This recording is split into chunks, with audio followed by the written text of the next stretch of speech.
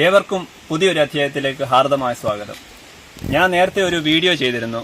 സാമ്പാർ നമുക്ക് അത്യാവശ്യം കുറച്ച് ദിവസത്തേക്ക് സൂക്ഷിപ്പ് കാലാവധി എങ്ങനെ നീട്ടാമെന്നുള്ളതിനെ പറ്റി. പണ്ട് കാലങ്ങളിൽ സാമ്പാർ വെക്കുമ്പോൾ ആ ദിവസം തന്നെ അല്ലാതെ 2-3 ദിവസം കൂടെ എക്സ്ട്രാ മുന്നോട്ട് വെക്കുന്ന ഒരു രീതി ഉണ്ടായിരുന്നു. അപ്പോൾ അത് എങ്ങനെയാണ് അത് പഴകാതിരിക്കുന്നതിനെ പറ്റി ഞങ്ങളുടെ കൊച്ചുവെണ്ണമ്മയെ വെച്ച് ഒരു സാധാരണ ഞാനത് വീഡിയോ ചെയ്തെന്ന് പറഞ്ഞാൽ ചുമ്മാ ഞങ്ങളുടെ വീട്ടിൽ വന്നപ്പോൾ ഒന്ന് ചെയ്യാൻ വേണ്ടി ഒന്ന് പറയിപ്പിച്ച് മാത്രമേ ഉള്ളൂ. പക്ഷേ അത് എൻ്റെ വാട്സപ്പ് നമ്പർ പബ്ലിക്കായിട്ട് കൊടുത്തേക്കുന്നതുകൊണ്ട് അല്ലാതെ തന്നെ ഒരുപാട് പേര് എന്നോട് റിക്വസ്റ്റ് ചെയ്തു കൊച്ചുവെണ്ണമ്മയും കൊണ്ട് ആ സാമ്പാർ ആ രീതി എങ്ങനെയാണെന്നൊന്ന് മനസ്സിലാക്കി തരാമെന്ന്. അപ്പോൾ കൊച്ചുവെണ്ണമ്മ ഇപ്രാവശ്യം ഞാൻ വിളിച്ച് അതിനുവേണ്ടി കൊണ്ടുവന്നേക്കാണ്. അപ്പം എങ്ങനെയാണ് ആ ഒരു സാമ്പാർ വെക്കുന്ന രീതി എന്ന് നമുക്കൊന്ന് മനസ്സിലാക്കാം. അപ്പോൾ കൊച്ചുവെണ്ണമ്മ ഈ ഒരു വീഡിയോയിലേക്ക് ഞാൻ സ്വാഗതം ചെയ്യുകയാണ്. അപ്പൊ കൊച്ചുവെണ്ണമ്മേ, അപ്പൊ നേരത്തെ ഒരുപാട് ആൾക്കാർ വിളിച്ചിരുന്നു കൊച്ചുവെണ്ണമ്മയുടെ ആ വീഡിയോ ഒന്ന് ചെയ്തു വേണം ആ ഒരു സാമ്പാർ എങ്ങനെയാ വെക്കുന്നതിനെ പറ്റി. അപ്പൊ കൊച്ചുവെണ്ണമ്മയ്ക്ക് എന്താണ് പറയാനുള്ളത്? എനിക്ക് പറയാനുള്ളത് എല്ലാം ചേർത്ത് പിന്നെ വഴറ്റി സാമ്പാർ വെക്കണമെന്നാണ്. അതപ്പോ ഒരുപാട് പേര് കൊച്ചുവെണ്ണമ്മ ഒരുപാട് പേര് തിരക്കി പിന്നെ അതെങ്ങനെയാണ് ചെയ്യുന്നതെന്നൊക്കെ പറഞ്ഞു. അപ്പൊ അവരോടൊക്കെ എന്താ പറയാനുള്ളത്? എല്ലാവർക്കും ഒരു ഹായ് പറഞ്ഞു. ഞാൻ എത്ര കഷ്ടപ്പെട്ടിട്ടാണെന്നറിയാം ഈ വീഡിയോക്ക് കൊണ്ടുവന്നേ. എന്നെ വെടിവെച്ചില്ലെന്നേ ഉള്ളൂ, മനസ്സിലായോ? പുള്ളിക്കാരിക്കൊന്നും അങ്ങനെ ആ ഒരു വീഡിയോയിലേക്ക് വരാനൊന്നും താല്പര്യമില്ലാത്ത ഒരാളാണ്. അപ്പൊ എന്നിരുന്നാലും എന്റെ നിർബന്ധം കൊണ്ടാണ് നിർബന്ധിച്ചിട്ടാണ് ഇന്നിങ്ങനെ ഒരു രീതിയിൽ കൊണ്ടുവന്നേക്കുന്നത്.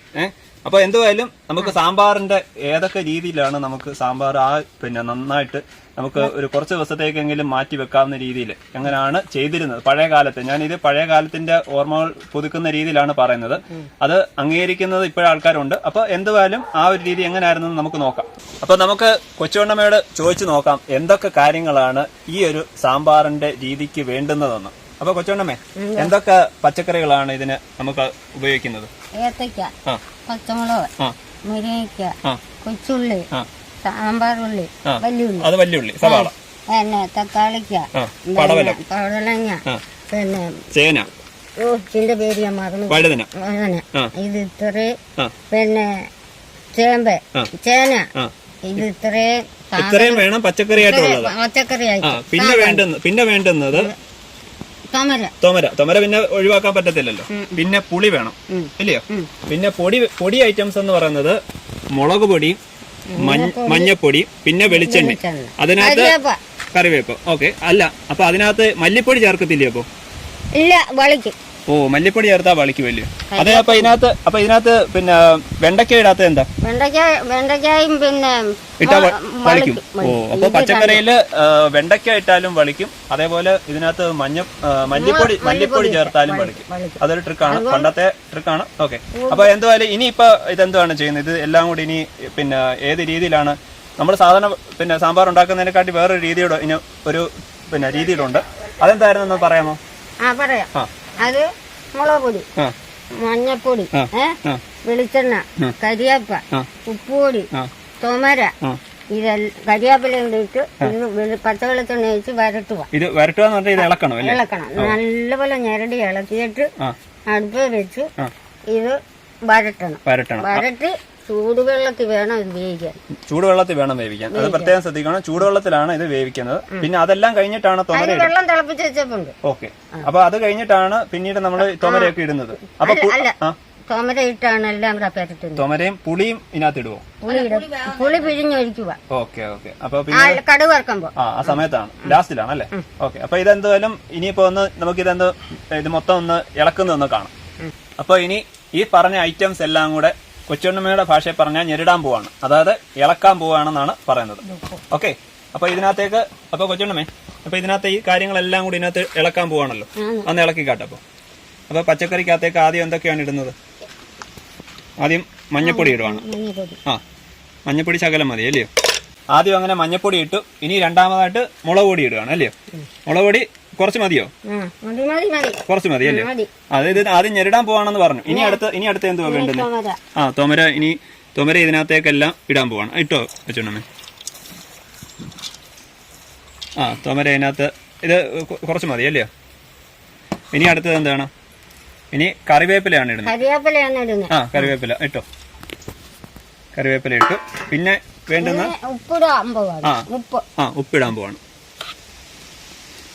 ശകലം അല്ലേ, ശകലം ഉപ്പ്. പച്ച വെളിച്ചെണ്ണ. അതാണ് അതിനകത്ത് പ്രധാനമായിട്ടൊരു കാര്യം. ഈ വെളിച്ചെണ്ണ ഇതിനകത്ത് ഇട്ടാണ് ഇത് നന്നായിട്ട് ഇളക്കാൻ പോകുന്നത്. ഇതിനകത്തെല്ലാം അത്യാവശ്യം ഇട്ട് ഒഴിച്ച് ഇളക്കണം, ഇല്ലയോ? ഇടുവാണേ. ഒഴിച്ചോ.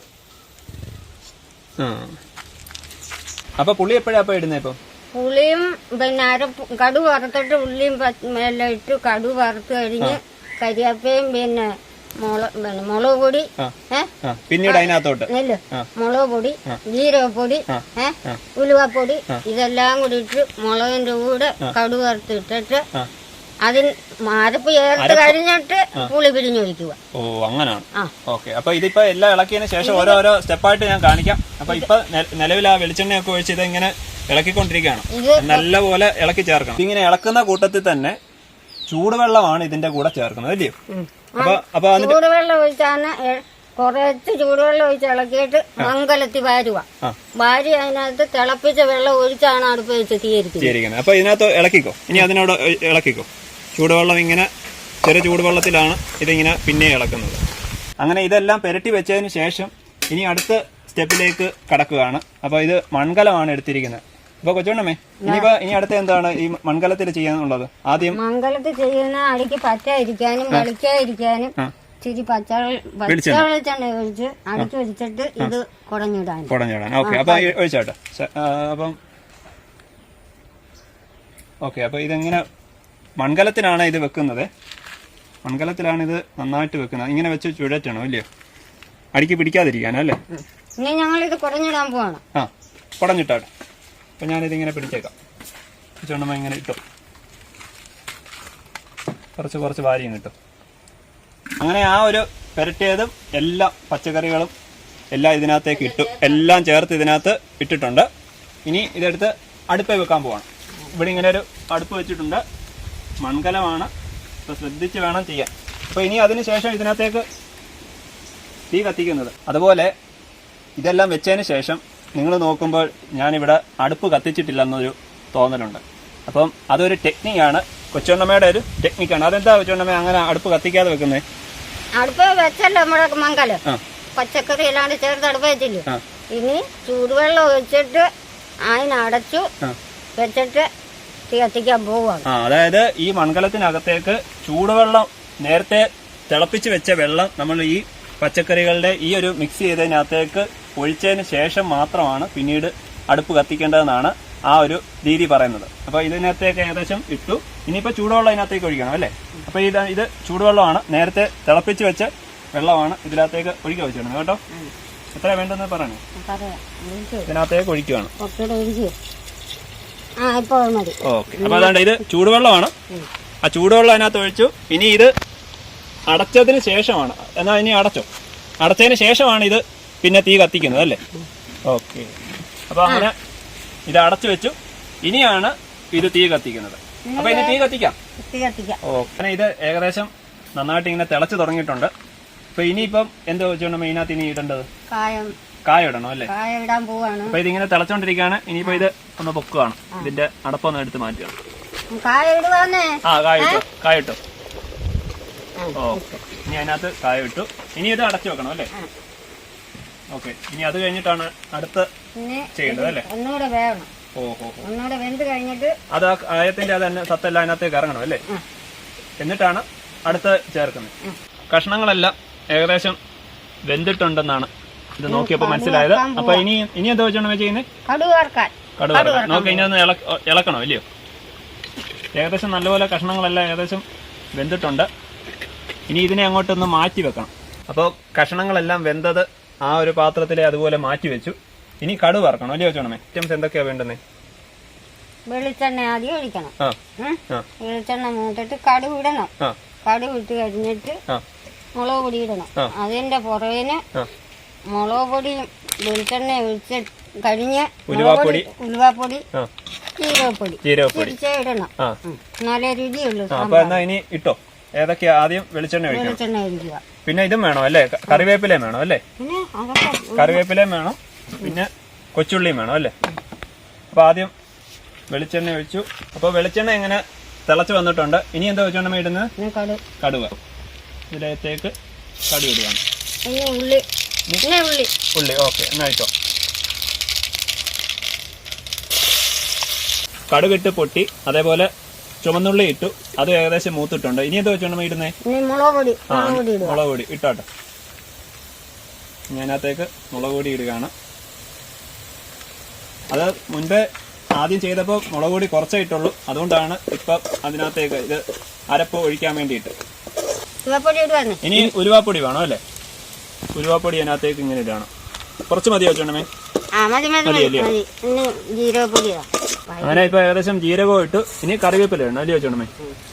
കറിവേപ്പില എല്ലാം ഇട്ട് അത് ഇനി വാങ്ങി എടുത്ത് മാറ്റി വെച്ചു. ഇനി എന്താ വെച്ചോണ്ടമേ ഇടണ്ടേ? ഇനി പുളിയാണ്. പുളിവെള്ളം ഒഴിക്കണം. ഇനി ഇതിനകത്തേക്ക് പുളി പിഴിഞ്ഞ് വെച്ചിട്ടുള്ള വെള്ളമാണ് ഒഴിക്കുന്നത്. ഇതിലേക്ക് ഇങ്ങനെ ഒഴിക്കണം അല്ലേ? അങ്ങനെ കടുക് വറുത്തതെല്ലാം ഇതിനകത്തേക്ക് ഇങ്ങനെ വെച്ചേക്കാണ്. ഇനിയിപ്പം ഈ ചൂട് കലത്തിന്റെ അടപ്പ് ഇങ്ങനെ മാറ്റുകയാണ് വെച്ചോണമേ. ഇനിയിപ്പോ അടുത്ത എന്താണ്? ഇതിപ്പോ നമ്മൾ അത്രയും ഇനി ഇളക്കണം അല്ലേ? ഇതിനകത്തേക്ക് ഒഴിക്കാൻ പോവാണ്. ഇനി ഇളക്കണം അല്ലേ വെച്ചോണമേ? സാമ്പാർ ഏകദേശം നന്നായിട്ട് വെന്തിട്ടുണ്ട്. അപ്പൊ ഇനി ഇതിനെ ഒന്ന് വാങ്ങി വെക്കുകയാണ്. എല്ലാവരും ചോദിച്ച കൊച്ചുവണ്ണമ്മയുടെ സാമ്പാറിന്റെ പൊടിക്കൈ എല്ലാവർക്കും മനസ്സിലായി കാണും. അങ്ങനെ ഏതാണ്ട് സാമ്പാർ എല്ലാം റെഡി ആയിട്ടുണ്ട്. അപ്പൊ കൊച്ചുവണ്ണമ്മയ്ക്ക് എന്തെങ്കിലും പറയാനുണ്ടോ? എന്നെ എല്ലാവരും സപ്പോർട്ട് ചെയ്യണം. അപ്പൊ മക്കളെ എല്ലാവരും സപ്പോർട്ട് ചെയ്യണം അല്ലയോ? ഓക്കെ. അപ്പൊ ഇനിയുള്ള വരുന്ന വീഡിയോസിനകത്തും കൊച്ചുവണ്ണമ്മയുടെ പുതിയ പുതിയ പാചക ട്രിക്കുകൾ ഞാൻ ഉൾപ്പെടുത്തുന്നതാണ്. അപ്പോൾ ഈ വീഡിയോ നിങ്ങൾ ആദ്യമായിട്ടാണ് കാണുന്നതെങ്കിൽ എൻ്റെ ചാനലൊന്ന് സബ്സ്ക്രൈബ് ചെയ്യുക, ലൈക്ക് ചെയ്യുക, ഷെയർ ചെയ്യുക. Thank you.